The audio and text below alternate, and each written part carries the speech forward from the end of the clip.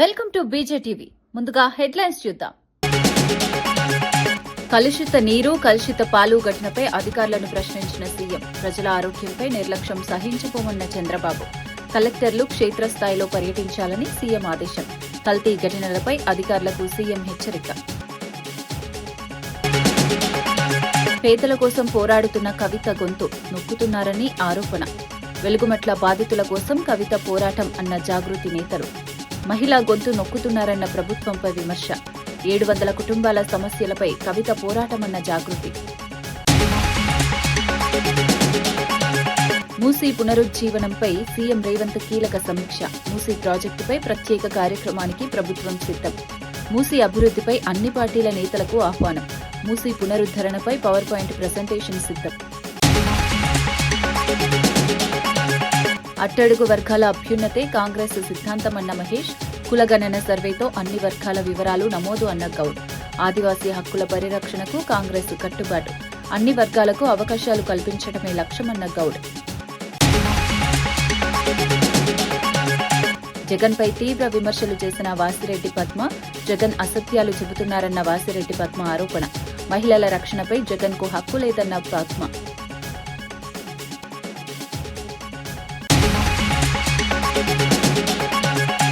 పార్లమెంటులో స్పీకర్పై అవిశ్వాస తీర్మానం చర్చ సందర్భంగా టీడీపీ ఎంపీ లావు శ్రీకృష్ణదేవరాయలు చేసిన వ్యాఖ్యలను భువనగిరి ఎంపీ చామల కిరణ్ కుమార్ రెడ్డి తీవ్రంగా ఖండించారు. 2014 ఫిబ్రవరి 14న బ్లాక్ డేగా పేర్కొనడం సరైంది కాదన్నారు. తెలంగాణ రాష్ట్రం రాజ్యాంగబద్దంగా ఏర్పడిందని, అప్పట్లో అన్ని రాజకీయ పార్టీలు దీనికి మద్దతు తెలిపాయని గుర్తు చేశారు. బీజేపీ నాయకులను ప్రసన్నం చేసుకోవడానికి ఇలాంటి తప్పుడు వ్యాఖ్యలు చేయకూడదన్నారు. ప్రస్తుతం 2 రాష్ట్రాలు సత్సంబంధాలతో ముందుకు సాగుతున్న సమయంలో ఇలాంటి వ్యాఖ్యలు ప్రాంతాల మధ్య విభేదాలను పెంచుతాయని హెచ్చరించారు. తెలంగాణ ప్రజల భావోద్వేగాలను గౌరవించాలని సూచించారు. పార్లమెంటు వంటి వేదికలపై బాధ్యతాయుతంగా మాట్లాడాలని అన్నారు. ఇప్పుడు ఈ రోజు ముఖ్యమంత్రిగా ఉన్న చంద్రబాబు నాయుడు కూడా నేను తెలంగాణకు వ్యతిరేకం కాదు, నేను తెలంగాణ ఇయ్యాలి అని కోరుకునే వ్యక్తిని అని ప్రత్యేకంగా ఓపెన్ గా చెప్పిండు. ఓపెన్ గా వాళ్ళందరూ కూడా పార్లమెంట్ కి వాళ్ళ ఇంట్రెస్ట్ ని తెలియజేసారు, అన్ని పొలిటికల్ పార్టీలు. అప్పుడున్నటువంటి బీజేపీ సుష్మా స్వరాజ్ ని ఈ రోజు కూడా బీజేపీ వాళ్ళు గొప్పలు చెప్పుకుంటారు. సుష్మా స్వరాజ్ వల్లనే ఈ రోజు తెలంగాణ వచ్చిందని. మరి leader of opposition Telugu Desam party BJP నాయకులను ప్రసన్నం చేసుకోనికే నిన్న పార్లమెంట్ ఫ్లోర్ మీద మాట్లాడుతూ, లోక్సభలో ఫ్లోర్ మీద మాట్లాడుతూ ఆ రోజు జరిగిన ప్రక్రియనే తప్పు పట్టడాన్ని నేను ఖండిస్తున్నాను. ఎందుకంటే ఈ రోజు కేవలం మీరు అంటగాగుతున్నటువంటి బీజేపీ అంటే 18th లోక్సభలో చంద్రబాబు నాయుడు, నితీష్ కుమార్ గారు ఇద్దరు కలిసి ప్రజలు వారికి ఓటేసినా వారు బీజేపీకి మద్దతు ఇచ్చి ఈ 18th లోక్సభను కాపాడిరు. సరే, ప్రజాస్వామ్యంలో వాళ్ళకు ఓటేసిరు, వాళ్ళ ఇష్టానుసారంగా వాళ్ళ తర్వాత ఎన్డీఏకు జతగట్టిరు. దాన్ని నేను తప్పు పడతలేను. కానీ కేవలం నిన్న ఫ్లోర్ మీద బీజేపీ నాయకులను ప్రసన్నం చేసుకోనికనే చరిత్రను తప్పుగా చిత్రీకరించి ప్రజల సెంటిమెంట్లకు ఎగెనెస్ట్ గా మాట్లాడడాన్ని తప్పు పడుతున్న లావు కృష్ణదేవరాయలు గారు. ఎందుకంటే ఈరోజు 2 రాష్ట్రాలు విడిపోయి సత్సంబంధాలతో మంచిగా నడుస్తున్న వ్యవస్థ. మీరు ఇలాంటి వాక్యాలు ఎవరినో ప్రసన్నం చేసుకోనికే మాట్లాడి దాన్ని బ్లాక్ డేగా వర్ణించి మళ్ళీ దాని మీద ప్రత్యేక చర్చ పెట్టాలని నువ్వు parliamentary affairs minister Kiran Rijiju గారిని రిక్వెస్ట్ చేయడము, ఇదంతా చూస్తుంటే మరి నీకు అవగాహన ఉందా? మరి 2014లో అది జరిగినప్పుడు నువ్వు ఏ వ్యాపారంలో ఉన్నావు, ఏ దేశంలో ఉన్నావో నాకు తెలియదు. ఎందుకంటే మీరు ముఖ్యంగా మీరు ఫ్లోర్ లీడర్ గా ఉన్నారు కాబట్టి మీరు చరిత్రను తెలుసుకోవాలి, లేదా మీ నాయకులను అడిగి వాస్తవాలు మాట్లాడాలి. ఏది మీ టీడీపీ నాయకులు, అంతే తప్ప ఇష్టానుసారంగా మాట్లాడితే ఊకునేది లేదు. ఇరాన్, అమెరికా, ఇజ్రాయెల్ మధ్య జరుగుతున్న యుద్ధం ప్రభావంతో దేశవ్యాప్తంగా గ్యాస్ కొరత ఏర్పడిందని మాజీ ఎంపీ వి హనుమంతరావు అన్నారు. ఇది రాష్ట్రాల సమస్య కాదని కేంద్ర ప్రభుత్వ సమస్య అని వ్యాఖ్యానించారు. ప్రధాని మోడీ వెంటనే ఈ సమస్యను పరిష్కరించాలని డిమాండ్ చేశారు. గ్యాస్ లేకపోవడంతో హాస్టళ్లలో చదువుకునే విద్యార్థులు భోజనం లేక ఇబ్బందులు పడుతున్నారని తెలిపారు. హోటళ్లు కూడా మూతపడే పరిస్థితి ఏర్పడిందని అన్నారు. ప్రజల జీవన విధానంపై ఈ సమస్య తీవ్ర ప్రభావం చూపుతోందన్నారు. అంతర్జాతీయ స్థాయిలో జరుగుతున్న యుద్ధాన్ని ఆపేందుకు కూడా ప్రధాని చర్యలు తీసుకోవాలని సూచించారు. పిల్లలు హాస్టల్లో చదువుతున్న వాళ్ళకు ఇదొక ఏది భోజనాలకు ఇబ్బంది అవుతుంది, తిండి లేక మళ్ళీ హాస్టల్ పిల్లలు ఇప్పటికే మాకు మంచి భోజనం దొరకలేదని కొన్ని దగ్గర పిల్లలు కూడా చనిపోతున్నారు. ఈ గ్యాస్ కొరత వల్ల స్టూడెంట్స్ అది గిరిజనులు కావచ్చు, ఎస్సీలు కావచ్చు, బీసీలు కావచ్చు, హాస్టళ్లలో భోజనాలు లేకుండా పోతే భోజనం లేక చనిపోవడం కూడా జరుగుతుంది. అదేవిధంగా హోటల్స్ కూడా అన్ని దగ్గర కూడా మూసేస్తున్నారు, హోటల్స్ బంద్ చేస్తున్నారు. ఏంది ఇది? దీని మీద నరేంద్ర మోడీ నోరు విప్పాలి, ఈ యుద్ధాన్ని ఆపడానికి ప్రయత్నం చేయాలి. లేకపోతే ఇంకా చాలా మందికి అన్యాయం జరుగుతుంది. ఒక సీనియర్ నాయకుడిగా, ఓబీసీ ఎంపీసీ మాజీ కన్వీనర్ గా నరేంద్ర మోడీని కోరుతున్న అదే కూడా విదేశాంగ మంత్రి కేవలం రిప్లై కాదండి, మాకు న్యాయం జరగాలి. దానికి కూడా ఇవాళ మీరు ఏం మాట్లాడతలేరు?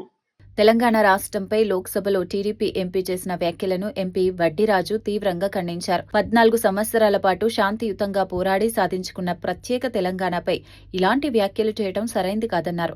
టీడీపీ ఎంపీ తన వ్యాఖ్యలను వెంటనే బేషరతుగా వెనక్కి తీసుకోవాలని డిమాండ్ చేశారు. సభలో ఉన్న కాంగ్రెస్ మరియు బీజేపీ ఎంపీలు ఇప్పటి వరకు ఈ వ్యాఖ్యలను ఖండించకపోవడం ఆశ్చర్యంగా ఉందన్నారు. దీని వెనుక ఏదో కుట్ర ఉందని అనుమానం వ్యక్తం చేశారు. తెలంగాణ ప్రజల భావోద్వేగాలను గౌరవించాలని సూచించారు. బ్లాక్ డే అని ఫిబ్రవరి 14, 2014 ఒక బ్లాక్ డేగా, ఒక డార్క్ డేగా చిత్రీకరించడం తెలంగాణ రాష్ట్రంలో ఉన్న సభ్య సమాజానికి ఒక బాధాకరమైన అంశంగా, ఇది ఒక అవమానకరంగా భావిస్తున్నాం. దానికి మా బీఆర్ఎస్ పార్టీ తీవ్రంగా మేమందరం కూడా ఖండిస్తున్నాం. దీన్ని బేషరతుగా ఆ పదాన్ని వెనక్కి తీసుకోవాలి. ఇంతకుముందు మా అన్న సురేష్ అన్న చెప్పినట్టుగా ఒక బిల్ పాస్ చేసే ప్రక్రియలో అనేక కట్టుదిట్టమైన ప్రోగ్రామ్స్ చేస్తారు, చర్యలు తీసుకుంటారు. దాంట్లో భాగంగా చేసి చాలా 14 ఏళ్ల పోరాటం తర్వాత వచ్చినటువంటి తెలంగాణను కేసీఆర్ గారు 10 ఏళ్లు బ్రహ్మాండంగా పాలించి ఒకటే ఒక మాట మాట్లాడారు. ఒకటే ఎగ్జాంపుల్, 2 రాష్ట్రాలు విడిపోయినప్పటికీ ఒక అన్నదమ్ముల్లా కలిసి ఉంటామనే భావన కల్పించి, ఎవరికైనా ఆంధ్ర వాళ్ళు కానీ ఎవరైనా సరే ఇక్కడ ఉన్న ఏ రాష్ట్రం నుంచి వచ్చి ఉన్న వాళ్ళని ఏ ఇబ్బంది పడ్డా వాళ్ళ కాళ్లకు ముళ్ళు గుచ్చుకుంటే నేను పంటితో తీస్తాను అని చెప్పేసి కేసీఆర్ గారు ఏదైతే మాట చెప్పారో ఆ మాట ప్రకారం ఇప్పటి వరకు కూడా ఎక్కడ కూడా ఎలాంటి ఇబ్బందులు లేకుండా ఒక సోదర భావంతో ప్రశాంతమైన వాతావరణం తెలంగాణను అభివృద్ధి చేసుకుంటూ ముందుకెళ్తున్నటువంటి వాతావరణంలో 2 రాష్ట్రాలు ఎక్కడోళ్ళక్కడ డెవలప్ చేసుకుంటున్న తరుణంలో నిన్న ఒక లోక్సభ నాయకుడు మాట్లాడడం, ఒక బ్లాక్ డేగా, ఒక డార్క్ డేగా చిత్రీకరించడం, మాట్లాడడం, దాన్ని తీవ్రంగా ఖండిస్తున్నాం. ఈ పదాల్ని తీవ్రంగా బేషరతుగా వెనక్కి తీసుకోవాలి. దీనిపై ఆంధ్ర సీఎం చంద్రబాబు నాయుడు గారు, డిప్యూటీ సీఎం పవన్ కళ్యాణ్ గారు కూడా స్పందించాల్సిన అవసరం ఉంది. ఎందుకంటే ఎక్కడో ఏదో మూలన తెలంగాణ సమాజానికి అనుమానాలు రేకెత్తించే విధంగా మాట్లాడిన మాటలు అవి. దానికోసమే నిన్న అతను మాట్లాడిన సందర్భంలో అదే హౌస్లో ఉన్నటువంటి కాంగ్రెస్ ఎంపీలు 8 మంది కానీ, బీజేపీ ఎంపీలు 8 మంది కానీ ఏ ఒక్కరు కూడా దాన్ని ఖండించలేదు, ఇప్పటి వరకు కూడా ఖండించలేదంటే దీన్ని తెలంగాణ రాష్ట్ర ఉన్నటువంటి సమాజం కూడా ఏదో అనుమానాలకు దారితీస్తున్నటువంటి అంశం ఇది. దీన్ని మేము తీవ్రంగా ఖండిస్తున్నాం. ఖచ్చితంగా వెనక్కి తీసుకోవాలి. ఎప్పుడైనా సరే మట్టి పైనకైనా సరే ఇంటోడు ఉండాలని చెప్పేసి కేసీఆర్ గారు ఎలా అయితే చెప్తారో, బీఆర్ఎస్ పార్టీ కూడా లోక్సభ సభ్యులు కనుక నిన్న ఉండి ఉంటే లోక్సభలో ఖచ్చితంగా తీవ్రంగా ఖండించే వాళ్ళం. ఇది తెలంగాణ సమాజానికి ఒక మచ్చలాగా మిగిలిపోకుండా దాన్ని వెంటనే చర్య తీసుకోవాలని చెప్పి టీడీపీ పార్టీని మేము డిమాండ్ చేస్తున్నాం. దేశ జనాభాలో సుమారు 10% గిరిజనులున్నప్పటికీ కేంద్ర ప్రభుత్వం గిరిజన ప్రాంతాలను నిర్లక్ష్యం చేస్తోందని మంత్రి సీతక్క విమర్శించారు. కేంద్రానికి గిరిజన ప్రాంతాల సంపదపై ఉన్న ఆసక్తి గిరిజనుల అభివృద్ధిపై లేదన్నారు. నెహ్రూ కాలం నుంచి రాహుల్ గాంధీ వరకు కాంగ్రెస్ పార్టీ గిరిజన సంక్షేమం కోసం కృషి చేస్తోందని తెలిపారు. గిరిజనులకు కాంగ్రెస్ పార్టీనే అండగా నిలుస్తోందన్నారు. గిరిజన ప్రాంతాల్లో విద్య మరియు ఉపాధి అవకాశాలను పెంచి వారి సర్వతోముఖ అభివృద్ధి సాధించడమే కాంగ్రెస్ లక్ష్యమని మంత్రి సీతక్క పేర్కొన్నారు. నుంచి మొదలు పెడితే ఈ రోజు రాహుల్ గాంధీ గారి వరకు గిరిజన ప్రాంతాలను అభివృద్ధి చేసుకోవాలి, ట్రైబల్ నాయకత్వాన్ని డెవలప్ చేయాలని కలలు గని గిరిజనుల కోసం 5th షెడ్యూల్ ఏరియా కావచ్చు, అటు ఈశాన్య రాష్ట్రాల్లో 6th షెడ్యూల్ ఏరియా కావచ్చు, లేదా మైదాన ప్రాంతాల్లో మాడా పథకం కావచ్చు, ఐటీడీఎల్ కావచ్చు, అదే విధంగా పీసా కావచ్చు, ఇట్లా ఏ తెగకైనా కూడా ఆయా కాలాలలో టైమింగ్స్ బట్టి 1950 నుంచి ఇప్పటి వరకు మన ప్రభుత్వం కేంద్రంలో ఉన్నంత వరకు కొత్త కొత్త విధానాలు తీసుకొచ్చి మన గ్రామాలను మనల్ని రక్షించే విధంగా, మన జనాభాకు అనుగుణంగా రిజర్వేషన్లు ఇచ్చే విధంగా మరి ఆలోచించి మరి పనిచేసింది కాంగ్రెస్ ప్రభుత్వం. కానీ గత 10 ఏళ్లలో కూడా ఇటు బీఆర్ఎస్ హయాంలో కానీ అటు బీజేపీ హయాంలో 12 సంవత్సరాలుగా మన ప్రాంతాల మీద దోపిడీ కోసం ప్రయత్నం చేసి తప్ప మన యొక్క చట్టాలను మరి అదేవిధంగా మన యొక్క సంరక్షణను ఎప్పుడూ కూడా సంక్షేమాన్ని ఎప్పుడు కూడా పట్టించుకోలేదు. కాబట్టి మన ప్రభుత్వంలో కూడా కొన్ని సమస్యలు ఉన్నాయి. వాటిని పిసిసి అధ్యక్షుల వారు కానీ మేము కానీ ఖచ్చితంగా ఇక్కడ ఉన్నటువంటి ఎమ్మెల్సీ గారు మరి శంకర్ నాయక్ అన్న గారి ఆధ్వర్యంలో స్టేట్ ఎస్టీసీఎల్ కమిటీ నుంచి ఖచ్చితంగా ముఖ్యమంత్రి గారిని కలిసి వాటిని మనం తొందరలోనే పరిష్కరించుకోవాల్సిన అవసరం ఉంది. ఇటు ఐటీడీఏలను ఇంకా కొత్త వాటిని మనము సాధించుకోవాలి. 3 కార్పొరేషన్లను ఇంప్లిమెంట్ తీసుకోవాలి. అదే విధంగా మరి ఎడ్యుకేషన్, అదే విధంగా ఎంప్లాయ్మెంట్, ఉద్యోగ ఉపాధి అవకాశాలు లేక ఎంతో మంది ఇబ్బంది పడుతున్న క్రమంలోనే ఆనాడు కాంగ్రెస్ ప్రభుత్వంలో ప్రత్యేక డిఎస్సీలు కానీ ప్రత్యేక ఉద్యోగాలు కానీ ఇచ్చినటువంటి చరిత్ర మన కాంగ్రెస్ ప్రభుత్వం. ఇప్పుడు అవన్నీ కూడా మళ్ళీ సాధించుకోవాలి. అందుకనే అన్ని అవగాహన ఉన్న ఈ దేశ్కి కో మాలిక్ కోని అని రాహుల్ గాంధీ గారు అడుగుతారు. అది ట్రైబ్స్ అనేది చెప్తా ఉంటాడు. కాబట్టి మరి వారికి మన మీద అంత ప్రేమ ఉన్నది. అలాంటి నాయకుడు మనకు దేశానికి ప్రధానమంత్రి అయితే అట్టడుగు వర్గాలుగా ఉండేటువంటి మనం, సమాజానికి దూరంగా ఉండేటువంటి మనం, ఊరికి దూరంగా ఉండేటువంటి దళిత్, ఇట్లా అన్ని వర్గాల యొక్క సర్వతోముఖాభివృద్ధి అనేది రాహుల్ గాంధీ గారి మనసులో ఉంది. ఆయన ఎప్పుడు కూడా బడుగు బలహీన వర్గాలు పేదల పక్షాన ఉంటాడు. కాబట్టే అట్టడుగు వర్గాల అభ్యున్నతే కాంగ్రెస్ పార్టీ ప్రధాన సిద్ధాంతమని టీపీసీసీ అధ్యక్షుడు మహేష్ కుమార్ గౌడ్ తెలిపారు. రాహుల్ గాంధీ ఆలోచనలకు అనుగుణంగా తెలంగాణలో సీఎం రేవంత్ రెడ్డి కులగణన సర్వే నిర్వహించారని తెలిపారు. ఎస్సీ, ఎస్టీ, బీసీ, మైనారిటీల వివరాలను అధికారికంగా నమోదు చేసినట్లు తెలిపారు. ఆదివాసీ హక్కుల పరిరక్షణ మరియు వారి జీవన ప్రమాణాల మెరుగుదల కోసం కాంగ్రెస్ ప్రభుత్వం పనిచేస్తోందన్నారు. కార్పొరేషన్లు మరియు డైరెక్టర్ పదవుల ద్వారా అన్ని వర్గాలకు అవకాశాలు కల్పించడమే ప్రభుత్వ లక్ష్యమని మహేష్ గౌడ్ చెప్పారు. ఒక ఉద్యమంగా మారింది అది. రాహుల్ గాంధీ ఆకాంక్షని పరిపూర్ణంగా నెరవేర్చిన వ్యక్తి ఎవరు అంటే అగ్రవర్ణానికి చెందినటువంటి రేవంత్ రెడ్డి గారు. ఈ రాష్ట్రంలో రాహుల్ గాంధీ ఆశల్ని పూరిస్తూ కుల సర్వే చేసి ఎస్సీ, ఎస్టీ, బీసీ, మైనార్టీల సంఖ్య తెలియపరుస్తూ ఒక అఫీషియల్ డాక్యుమెంట్ ఇచ్చినాడు. బ్రిటిష్ పాలనలో 100 ఏళ్లకు ముందు జరిగినటువంటి కుల సర్వే తర్వాత ఈ దేశంలో స్వాతంత్ర భారతదేశంలో ఏదైనా రాష్ట్రం కుల సర్వే చేసింది అధికారికంగా అంటే అది తెలంగాణ రాష్ట్రం మాత్రమే. మిత్రులారా, ఎందుకు ఇవన్నీ చేస్తా ఉన్నాం అంటే ఇది ఖర్గే గారు, రాహుల్ గాంధీ, సోనియా గాంధీ గారి యొక్క ఆకాంక్ష. రేవంత్ రెడ్డి గారి నేనైనా కాంగ్రెస్ కుటుంబానికి అత్యంత నమ్మకస్తులుగా ఇవాళ ఈ రాష్ట్రంలో వారికి అనుగుణంగా పాలన జరుగుతూ ఉంది. కార్పొరేషన్ చైర్మన్లు ఇచ్చాం, 2 కార్పొరేషన్లు ఇచ్చాం. మిగిలిన కార్పొరేషన్ కూడా పేయబోతా ఉన్నాం. మార్చి ఆఖరికల్లా కార్పొరేషన్ చైర్మన్స్ తో పాటు బెల్లయ్య నాయకు, శంకర్ నాయక్ కలిసి ఇచ్చినటువంటి లిస్ట్ లో మెజారిటీ సభ్యులకి డైరెక్టర్ పోస్టులు ఇవ్వబోతా ఉన్నాం. ఆలస్యమైంది మిత్రులారా, డైరెక్టర్ లేడు, ఆలస్యమైంది ఒప్పుకుంటాను, రకరకాల కారణాలు. కానీ డెఫినెట్ గా మార్చ్ ఎండింగ్ కానీ 1 ఏప్రిల్ కానీ ఏప్రిల్ మొదటి వారంలో కానీ వేయబోతా ఉన్నాం. కాంగ్రెస్ పార్టీ మనందరి పార్టీ. కేసీఆర్ లా ఒక వ్యక్తి పాలన కాదు, ఇది సమిష్టి పాలన. కాంగ్రెస్ పార్టీ అంటేనే సమిష్టి నిర్ణయాలు. దానిలో భాగంగానే ఈ రాష్ట్రంలో ఏ ప్రభుత్వ పరంగా నిర్ణయం తీసుకున్నా పార్టీ ఫిరాయింపుల అంశంపై రాజ్యాంగంలో మార్పులు కావాలని కాంగ్రెస్ కేంద్ర నాయకురాలు మాట్లాడుతున్నారని ఎంపీ కేఆర్ సురేష్ రెడ్డి అన్నారు. కానీ తెలంగాణలో మాత్రం కాంగ్రెస్ దీనికి విరుద్ధంగా వ్యవహరిస్తోందని విమర్శించారు. ఒక పార్టీ నుంచి గెలిచి మరో పార్టీ నుంచి పోటీ చేయటం ప్రజాస్వామ్యానికి విరుద్ధమన్నారు. స్పీకర్ ఇచ్చిన తీర్పు ప్రజల్లో నవ్వుల పాలవుతుందని వ్యాఖ్యానించారు. ఇలాంటి తీర్పులు ప్రజాస్వామ్యానికి మంచివి కావని అన్నారు. ఈ తీర్పుపై అన్ని అవకాశాలను ఉపయోగించి జ్యుడిషియల్ రివ్యూకు వెళ్తామని తెలిపారు. అవసరమైతే ఈ అంశాన్ని పార్లమెంట్లో కూడా ప్రస్తావిస్తామని స్పష్టం చేశారు. ఈ విషయంపై రాజకీయంగా మరింత పోరాటం కొనసాగిస్తామని చెప్పారు. కొన్ని కేసులు అయితే దాన్ని ఆంగ్లంలో అంటారు కదా, ఓపెన్ అండ్ షట్ కేసు అని. ఒక పార్టీ నుంచి పోటీ చేశావు, మళ్ళీ ఓ పార్టీలో జాయిన్ అయ్యావు, వేరే పార్టీ నుంచి మళ్ళీ పోటీ చేసినప్పటికి కూడా మరి అది పార్టీ మార్పిడి కింద తీసుకోలేమనే మాట చెప్పడం, మరి స్పీకర్ గారి నిర్ణయాన్ని పై మేము వెళ్ళటం లేదు. కానీ తప్పనిసరిగా ప్రభుత్వం ఏ విధంగానైతే ఒత్తిడి పెడుతుందో తెలంగాణ ప్రభుత్వం, తెలంగాణలో ఉన్న కాంగ్రెస్ పార్టీ మరి యాంటీ డిఫెక్షన్ బిల్ని నిజంగా మరి దేశ ప్రజలు నవ్వే విధంగా మరి అక్కడ పరిపాలన కొనసాగుతుందనే విషయాన్ని చాలా స్పష్టంగా కనిపిస్తుంది. మరి ఈరోజు ఒక శాసనసభ్యుడు తన పార్టీ వదిలేసి వేరే పార్టీ నుంచి నిలబడి పోటీ చేసినా, లేకుంటే స్పష్టంగా వేరే పార్టీలో జాయిన్ అయినా, కండువాలు వేసుకున్నా మరి వాళ్ళు పార్టీ మార్పలేదనే మాట చెప్పడం నిజంగా ఇది ప్రజాస్వామ్యానికి, ప్రత్యేకంగా పార్లమెంటరీ డెమోక్రసీకి ఇది నిజంగా ఇది మంచి విషయం కాదని భావించాలి.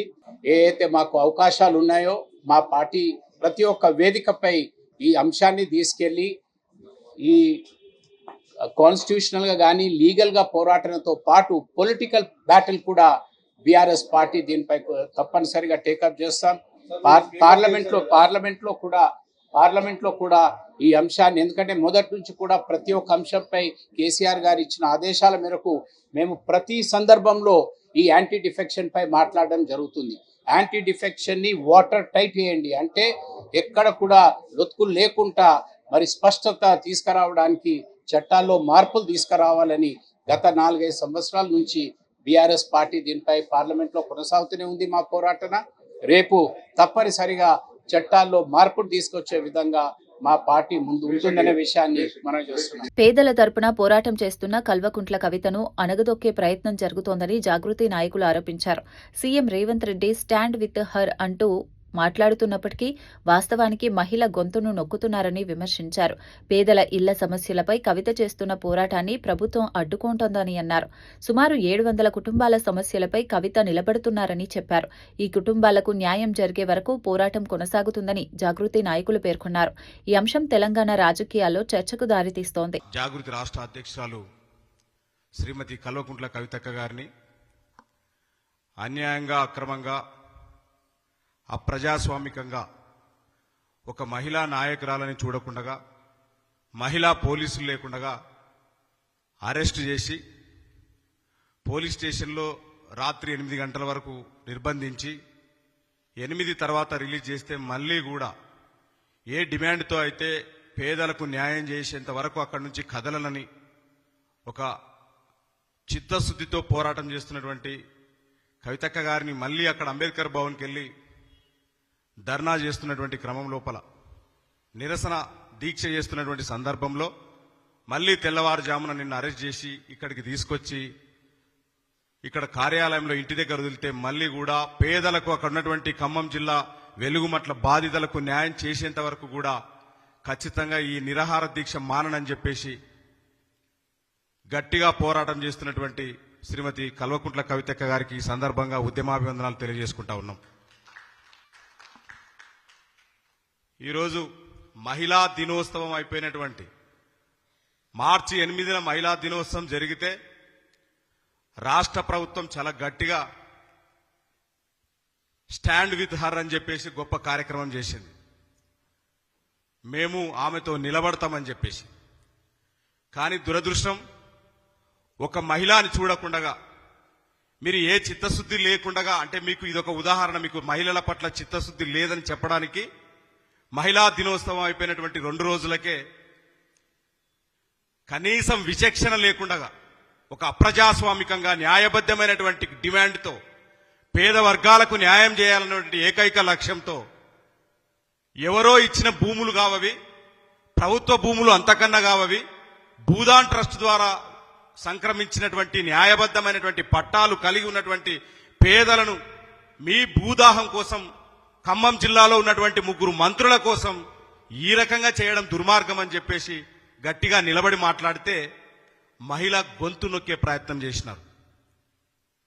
అందుకే తెలంగాణ జాగృతి స్టాండ్ విత్ హర్ కాదు, మహిళకు రాజకీయ రంగంలో కానీ, ఉద్యోగ రంగాలలో కానీ, వ్యాపార రంగంలో కానీ మహిళకు తన స్పేస్ను తనకివ్వాలా, అదే నిజమైనటువంటి మీరు మహిళలకు ఇచ్చేటువంటి గౌరవం అని చెప్పేసి జాగృతి ఒకవైపు పిలుపునిస్తా ఉంటే, మీరేమో స్టాండ్ విత్ హర్ అని చెప్పేసి తిరిగి మహిళల యొక్క గొంతులు నొక్కే ప్రయత్నం చేస్తా ఉన్నటువంటి పరిస్థితి. రాష్ట్రంలో చోటు చేసుకున్న పలు ఘటనలపై సీఎం చంద్రబాబు స్పందించారు. శ్రీకాకుళంలో డయేరియా, రాజమండ్రిలో కల్తీపాలు, పెట్లపాలెంలో బాణసంచా ఘటనలు బాధాకరమని అన్నారు.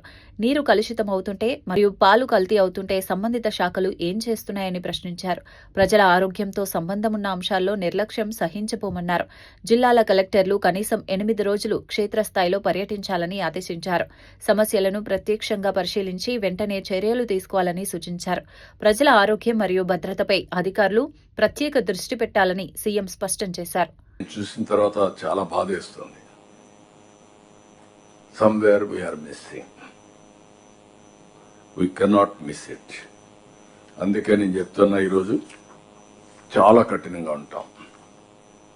ప్రజల ప్రాణాలపైన లెక్క లేకుండా కొంతమంది బిహేవ్ చేస్తే అలాంటి వాళ్ళని అప్రమత్తంగా ఉండే స్వార్థం ఎప్పుడూ సమాజంలో ఉంటుంది. అవకాశాలు ఎట్లయితే ఉన్నాయో ఛాలెంజెస్ కూడా వస్తూ ఉంటాయి. మనం ఫ్రీగా ఉన్నామంటే ఉదాసీనత వల్ల అడ్మినిస్ట్రేషన్ కింది వాళ్ళు కొంతమంది స్వార్థపరులు వచ్చి ఇవన్నీ చేసే పరిస్థితి వస్తుంది. ఈరోజు water contamination, is it not our responsibility? 3, food adulteration, what safety food safety department is doing. 3వది ఈ బాణసంచాలు, ఇవన్నీ కూడా ఎక్స్ప్లోజివ్ ఉన్నప్పుడు what are all the safety measures we are taking? It is not on paper. I want to be very clear, we'll redefine all these things. It cannot happen. Anybody will commit failure unte concerned officers పైన, ప్రజలు కూడా పిచ్చిగా చేస్తే వాళ్ళపైన కూడా కఠినంగా యాక్షన్లు తీసుకుంటే తప్ప ఏ కొద్ది మంది స్వార్థం కోసం సమాజంలో ఇలాంటి జరగడానికి వీలు లేదు. అందుకే నేను ఒకటే చెప్తున్నా, all collectors minimum 8 days in a month you must be in field. Then only you will have a grip. ఇప్పుడు నవేడేస్ మీ కంప్యూటర్ ఇప్పుడు పెట్టుకుంటే ఎక్కడికి పోయినా మీకు సేమ్ థింగ్.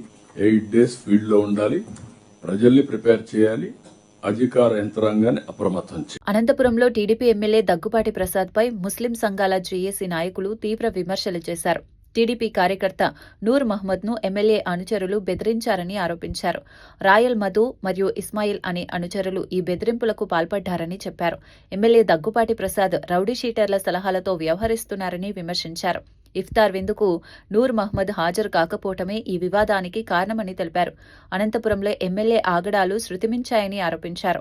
ఈ వ్యవహారంపై చర్యలు తీసుకోవాలని ముస్లిం సంఘాల నాయకులు డిమాండ్ చేశారు. మేము తెలుగుదేశం పార్టీకి ఓట్లేసి గెలిపించిన దానికి మాకు దాని పరిహారంగా ఈ రోజు మైనార్టీల పైన దాడులు చేస్తుంటే మేము పునరాలోచించుకోవాల్సి వస్తుంది. రాబోయే మున్సిపల్ ఎన్నికలలో ఇటువంటి చెంచగాళ్ళని పక్కన పెట్టుకొని డబ్బున్న వాళ్ళని, ల్యాండ్ గ్రాబర్లని, శాండ్ మాఫియాని వెంట పెట్టుకొని ఎమ్మెల్యే గారు ఈ రకంగా ఉన్నారు. మీ పద్ధతి మార్చుకోవాలా. ఒకవేళ మీకు డబ్బు ఎంత ఖర్చు అయిందో చెప్పండి ఎమ్మెల్యే గారు. మీ డబ్బు ఇంటింటికి చందా వసూలు చేసుకొని మీరు ఎమ్మెల్యేగా నిలబడిన డబ్బు ఖర్చు రిటర్న్ ఇచ్చేస్తాం మేము మైనార్టీలంతా. మీరు ఎమ్మెల్యేగా రాజీనామా చేయండి. ఎమ్మెల్యేగా రాజీనామా చేసి మళ్ళీ మీరు ప్రజల్లోకి రండి. లేదా మీ వాళ్ళని, ఎవరైతే మా మైనార్టీ నాయకుడిని ఇఫ్తార్ పెడుతుంటే మీ అఫీషియల్ ప్రోగ్రామ్ లో అతని ఇంటికి ఇఫ్తార్ విందుకు ఎమ్మెల్యే గారు వస్తారని ప్రకటించిన తర్వాత ఒక వార్డు కార్పొరేటర్ ఆ మైనార్టీ ఇంటికి పోకూడదని చెప్పి వాడిని టార్చర్ పెట్టి వాడి ఇంటికి వచ్చి నా వార్డు, నేను ఈ సామ్రాజ్యానికి నేను అధిపతిని, ఈ వార్డుకి అని చెప్పి ఈ అధిపతి సామ్రాజ్యం ఏంది అతని కాళ్ళు పట్టించుకుంటారు. ఒక మైనార్టీ లీడర్ ను పిలుచుకొని ఇంటికాడ కాళ్ళు పట్టించుకుంటే వాడు అగౌరవం పడలేక ఈ రోజు మందు తాగితే వాళ్ళ పిల్లం బిడ్డలు ఎవరు వాళ్ళకి సాగుతారు? ఎవరు వాళ్ళని న్యాయం చేస్తారు? ఎమ్మెల్యే గారు మీరు మంచివారే కావచ్చు, కానీ చీడ పురుగులు మీ వెంట ఉన్నారు. వాళ్ళని తప్పించి గౌరవంగా మంచి విద్యావేత్తలను, మంచి పారిశ్రామికవేత్తలను, సామాజిక న్యాయం చేసే వాళ్ళను, స్వచ్ఛంద సంస్థల వాళ్ళను వెంట పెట్టుకొని తిరగండి. ఈ రకంగా రౌడీలను పెట్టుకొని తిరిగితే వారం లోపల మీరు క్షమాపణ చెప్పి మీ వాళ్ళతో క్షమాపణ చెప్పకపోతే మీ యొక్క ఇఫ్తియార్లు మేము బాయ్కాట్ చేస్తున్నాం. అనంతపురం పట్టణంలో ఈ రోజు నుంచి ఎమ్మెల్యే గారు ఏ మసీదుకు ఇఫ్తియార్కి పోకూడదు. పోయినారంటే ఆ మసీదుని మేము బ్లాక్ లిస్ట్ పెడతాం. ఆ మసీదు ముతవల్లికి కానీ పేష్మామకు కానీ తప్పకుండా వాళ్ళ ఇంటికి ముట్టడి చేస్తాం. ఈ రోజు నుంచి ఇఫ్తియార్కు నువ్వు పెట్టిన మైనార్టీ ఇఫ్తియార్ను నువ్వు తిరస్కరించినావు కాబట్టి నీ అనంతపురం పట్టణంలో ఎమ్మెల్యే గారు వచ్చిన ఏ ఇఫ్తియార్ కూడా జరగకూడదని సభాముఖంగా తెలియజేసుకుంటున్నాను. మేము తప్పకుండా కాంగ్రెస్ పార్టీ ఎప్పుడూ వెనకబడిన వర్గాల పక్షపాతిగా నిలుస్తోందని ఎమ్మెల్సీ అద్దంకి దయాకర్ అన్నారు. ఇంద్రవెల్లి గడ్డపై దళిత గిరిజన దండోరాతో ప్రారంభమైన పోరాటం నేడు ప్రజా పాలనకు బలమైన పునాది వేసిందన్నారు. సీఎం రేవంత్ రెడ్డి నాయకత్వంలో గిరిజన పిల్లల ఆత్మగౌరవం మరింత పెరుగుతోందని వ్యాఖ్యానించారు. గిరిజన సమాజ అభివృద్ధి కోసం కాంగ్రెస్ ప్రభుత్వం కట్టుబడి ఉందన్నారు. సామాజిక న్యాయం జరగడమే ప్రభుత్వ లక్ష్యమని తెలిపారు. గిరిజన మరియు దళిత వర్గాల సంక్షేమానికి ప్రభుత్వం మరిన్ని కార్యక్రమాలు చేపడుతోందని చెప్పారు. మొత్తం నిర్వహించడం మొట్టమొదట సీతక్క దగ్గరనే మన ఎక్కడైతే ఇంద్రవెల్లి అక్కడి నుంచి మొదలైతే మొత్తంగా కూడా మన వర్గాలు కాంగ్రెస్ పార్టీకి ఈ రోజు దన్నుగా ఉండడం వల్ల కూడా ఈ రోజు కాంగ్రెస్ పార్టీ గెలవడానికి ఒక కారణమైంది. కాంగ్రెస్ పార్టీ గెలిచిన ఏ వర్గాలతోనైతే గెలుస్తుందో ఆ వర్గాలను కాపాడుకునే ప్రయత్నం చేస్తుంది. ఇంతకుముందు మురళీనాయక్ గారు ఒక మంచి మాట అన్నారు. ఏమని, ఇక్కడ రేవంత్ రెడ్డి గారిని మనం అందరము ఈ రోజు పోరాడి కేసీఆర్ మీద పోరాడి రేవంత్ రెడ్డి గారిని ముఖ్యమంత్రిని చేసుకుని. మాజీ మహిళా కార్పొరేషన్ చైర్మన్ వాసిరెడ్డి పద్మ జగన్ పై తీవ్ర విమర్శలు చేశారు. మీడియా సమావేశంలో మాట్లాడుతూ జగన్ అసత్యాలు చెప్పేందుకే సమావేశాలు నిర్వహిస్తున్నారని అన్నారు. వైసీపీ హయాంలోనే కాగ్ నివేదిక వెలువడిందని, దానిని కూడా ప్రజలకు చదివి వినిపించాలని సవాల్ చేశారు. అప్పులపై లేఖలు రాయడం కంటే రైతు సమస్యల పరిష్కారం కోసం కేంద్రానికి లేఖలు రాయాలని సూచించారు. మహిళలపై వైసీపీ నేతల వేధింపులు చేసినప్పుడు చర్యలు తీసుకుని జగన్ కు ఇప్పుడు మహిళల రక్షణ గురించి మాట్లాడే అర్హత లేదన్నారు. కల్తీ నెయ్యి, పరకామణి చోరీ కేసులో కూడా జగన్ ప్రమేయం ఉందని అనుమానం వ్యక్తం చేశారు. జగన్ పాలన స్వర్ణయుగం కాదని, రాక్షస యుగమని తీవ్రంగా విమర్శించారు. తీరుబడిగా 20 రోజుల తర్వాత విలేకరుల సమావేశం అంటూ పెట్టి ఆయన మాట్లాడినటువంటి మాటలు అసందర్భం, అసత్యాలు. అసందర్భంగా ఈ రోజున ఆయన మాట్లాడినటువంటి తీరు చాలా ఆశ్చర్యం కలిగించింది. ఒకటి, ఆయన ఆర్థిక విధ్వంసం గురించి ఏదో మాట్లాడారు. అప్పులు చేస్తున్నారు రాష్ట్ర ప్రభుత్వం అనేటటువంటి దీంతో మాట్లాడుతూ కాగ్ రిపోర్టుని కోట్ చేశారు. అయ్యో జగన్మోహన్ రెడ్డి గారు, కాగ్ రిపోర్టుని మీరు కోట్ చేయాలి అనుకుంటే గతంలో మీ హయాంలో కాగ్ రిపోర్టు ఏం చెప్పింది అనేటటువంటిది కోట్ చేసి ఉంటే బాగుండేది కదా. కాగ్ రిపోర్టు మా ప్రభుత్వానికి చాలా కితాబ్ ఇచ్చింది అని మీరు ఏదైనా చూపించదలుచుకుంటే ఆ స్లైడ్ ఎందుకు వేయలేకపోయారు? కాగ్ రిపోర్ట్ ని ఆధారం చేసుకుని మాట్లాడాలి అని అంటే మన ప్రభుత్వానికి కాగ్ రిపోర్ట్ ఏమన్నా కితాబులు ఇచ్చి ఉంటే అది రిఫర్ చేయాలి. కానీ మీకు మీ హయాంలోనూ మీ అప్పులకు సంబంధించి మీ ఆర్థిక విధ్వంసాన్ని గురించి కాగ్ చెప్పింది కదా, దాన్ని ఎందుకు సైలెంట్ మోడ్ లో పెట్టారు? ఇంకొకటి, ఈ ఆర్థిక విషయాలు మాట్లాడుతూ కేంద్రానికి మేము లేఖ రాస్తాం, కేంద్ర ఆర్థిక శాఖకి చేసిన అప్పుల మీద అని మాట్లాడుతున్నారు. అంటే రాష్ట్రానికి అప్పు పుట్టకుండా చేయడానికి మీరు దేశవ్యాప్తంగా అంతర్జాతీయంగా లేఖలు రాస్తున్నారు. రాష్ట్రానికి అప్పు పుట్టకూడదు అనేది మీ కంకణం కట్టుకుని మీ ప్రయత్నం మీరు చేస్తున్నారు. లేఖలు రాయాలి అనుకుంటే చాలా సమస్యలు ఉన్నాయి. రైతులు గిట్టుబాటు ధరలు మీరే చెప్పారు, గిట్టుబాటు ధరలు లేదని. గిట్టుబాటు ధర మీద ఏ రోజు కేంద్రానికి ఒక్క లేఖ రాయకుండా ఇవాళ అప్పు పుట్టకుండా చేయడానికి మాత్రం లేఖలు రాస్తానండం రాష్ట్రం మీద మీరు అన్న కత్తిగట్టారా జగన్మోహన్ రెడ్డి గారు? ఇంకొకటి, మహిళల వేధింపుల పైన చంద్రబాబు గారి చర్యలు తీసుకోవడం లేదు అని మాట్లాడారు. మూసీ నది పునరుజ్జీవన ప్రాజెక్టుపై సీఎం రేవంత్ రెడ్డి కీలక సమీక్ష నిర్వహించారు. ఎల్లుండి హైదరాబాద్లోని తాజ్ కృష్ణ హోటల్లో మూసీ ఇన్వర్ట్స్ పేరుతో ప్రత్యేక కార్యక్రమం నిర్వహించనున్నట్లు తెలిపారు. ఈ కార్యక్రమంలో మూసీ ప్రాజెక్టు కార్యాచరణపై ప్రభుత్వం పవర్ పాయింట్ ప్రజెంటేషన్ ఇవ్వనుంది. ఈ కార్యక్రమానికి కేసీఆర్, కిషన్ రెడ్డి, బండి సంజయ్, అసదుద్దీన్ వంటి ప్రముఖ నేతలకు ఆహ్వానాలు పంపించారు. అలాగే అన్ని పార్టీల ఎమ్మెల్యేలు, ఎంపీలు, ఎమ్మెల్సీలు మరియు మీడియా ప్రతినిధులను కూడా ఆహ్వానించారు. మూసీ నది అభివృద్ధిపై విస్తృత చర్చ జరిపే లక్ష్యంతో ఈ కార్యక్రమాన్ని నిర్వహిస్తున్నట్లు ప్రభుత్వం తెలిపింది. వార్తలు ముగించే ముందు ముఖ్యాంశాలు మరోసారి. కలుషిత నీరు, కలుషిత పాలు ఘటనపై అధికారులను ప్రశ్నించిన సీఎం. ప్రజల ఆరోగ్యంపై నిర్లక్ష్యం సహించబోమన్న చంద్రబాబు. కలెక్టర్లు క్షేత్రస్థాయిలో పర్యటించాలని సీఎం ఆదేశం. కల్తీ ఘటనలపై అధికారులకు సీఎం హెచ్చరిక. పేదల కోసం పోరాడుతున్న కవిత గొంతు నొక్కుతున్నారని ఆరోపణ. వెలుగుమట్ల బాధితుల కోసం కవిత పోరాటం అన్న జాగృతి నేతలు. మహిళా గొంతు నొక్కుతున్నారన్న ప్రభుత్వంపై విమర్శ. 700 కుటుంబాల సమస్యలపై కవిత పోరాటమన్న జాగృతి. మూసీ పునరుజ్జీవనంపై సీఎం రేవంత్ కీలక సమీక్ష. మూసీ ప్రాజెక్టుపై ప్రత్యేక కార్యక్రమానికి ప్రభుత్వం సిద్ధం.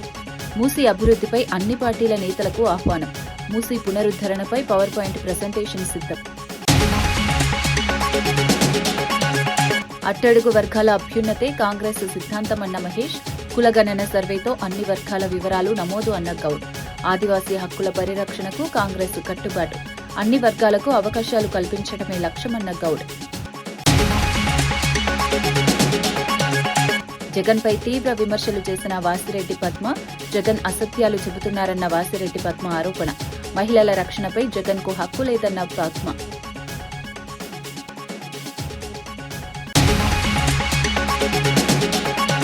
ఈనాటి వార్తా విశేషాలు మరో బులెటిన్లో మళ్ళీ కలుద్దాం. నమస్కారం.